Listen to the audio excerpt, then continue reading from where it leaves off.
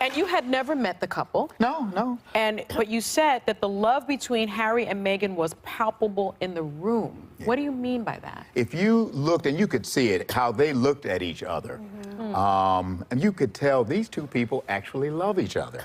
And, I mean, you could just see it. And I became really aware that, you know what, the love they have for each other is what brought all the various worlds together, that crossed all the boundaries of our differences.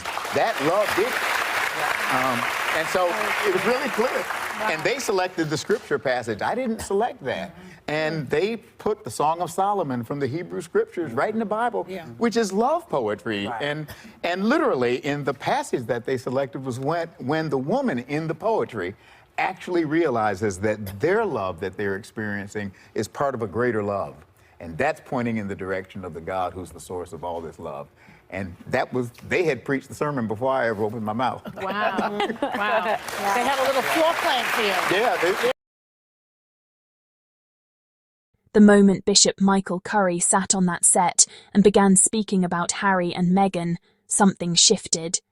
You could almost feel the room breathe differently. Because this wasn't gossip. This wasn't speculation. This wasn't the toxic fiction that tabloids have been peddling for years. This was the testimony of a spiritual leader who stood inches away from the couple on the most scrutinized day of their lives. A man who looked them in the eyes, felt the atmosphere around them, and recognized a love that critics could never discredit, no matter how hard they try. Bishop Curry didn't just officiate a royal wedding, he witnessed a connection. And when he said that Harry and Meghan actually love each other, it wasn't a casual observation. It was a direct blow to every hater who has spent years predicting doom, collapse, and divorce. Predictions that never came true. Predictions rooted in bitterness, racism, jealousy, and that strange obsession many commentators have with wanting Harry and Meghan to fail. But Bishop Curry wasn't finished. He revealed that Harry and Meghan chose a passage from the Song of Solomon, the ultimate biblical love poetry, the kind of scripture that speaks of devotion, partnership, longing, and spiritual intimacy. You don't choose that unless your heart is aligned, unless your souls recognize each other, unless you are building something real. And that's what shook the critics. Because while they were busy manufacturing drama, this couple was building a marriage grounded in scripture, passion, and faith. As Bishop Curry talked, you could almost hear the old narrative collapsing. The stale talking points about Meghan being temporary, the false claims that Harry wasn't serious, the laughable predictions that their marriage would crumble within months. These critics were so confident back then. They announced timelines, created countdowns, wrote articles saying just wait. Well, we waited. And what happened? They were proven wrong. Completely, embarrassingly wrong, because here we are, years later, and Harry and Meghan are still choosing each other every single day, still building a life in Montecito, still raising their beautiful children in peace, still supporting each other's dreams, still walking into rooms together with that same energy Bishop Curry felt on their wedding day.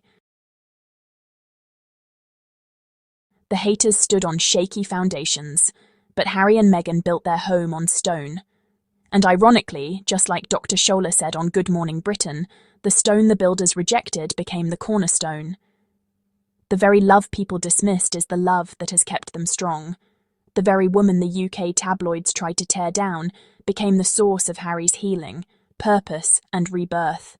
And the very marriage that critics mocked has become the one marriage in the royal circle that the world looks at and says, that is what partnership looks like.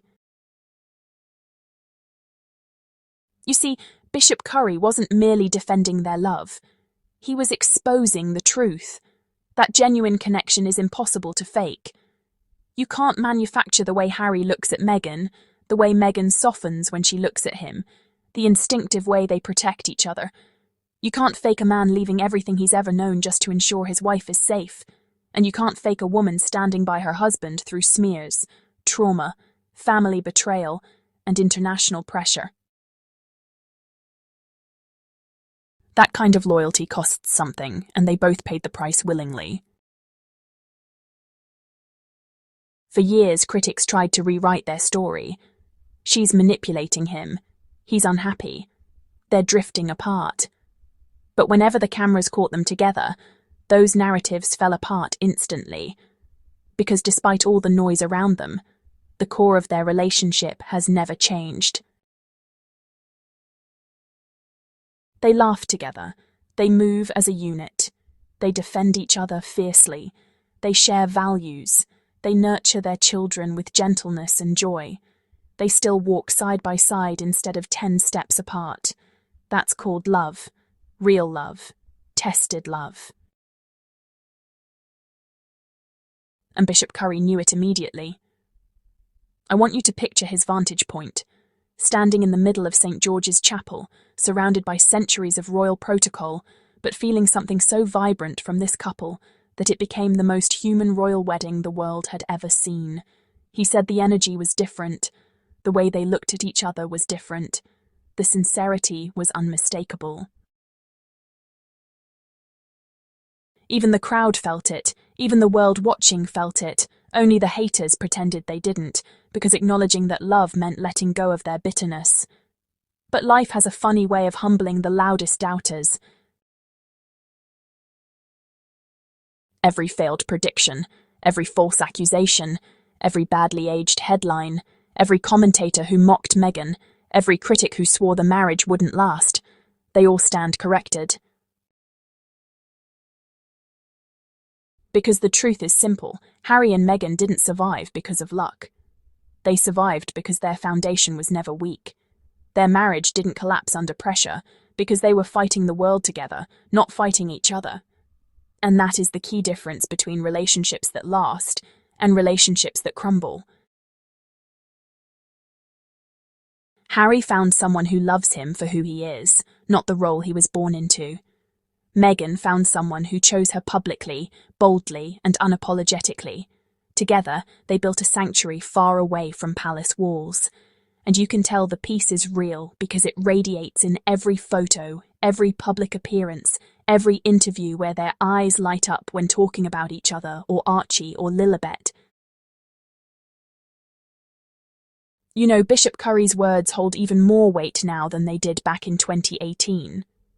Because honestly, he wasn't just speaking as a preacher, he was speaking as a witness. And well, his testimony exposes every critic who projected their own misery onto a couple who simply fell in love and refused to apologize for it.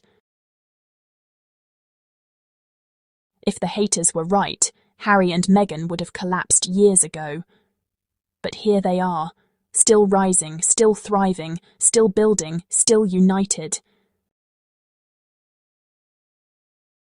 And the critics, yeah, they're still predicting, still guessing, still bitter, still wrong. Love won, love is still winning, and love will keep winning.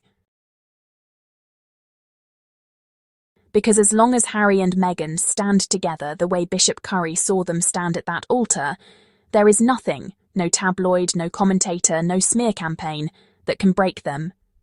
That is the power of real connection. That is the story critics will never defeat. That is the love Bishop Curry felt the moment he looked at them.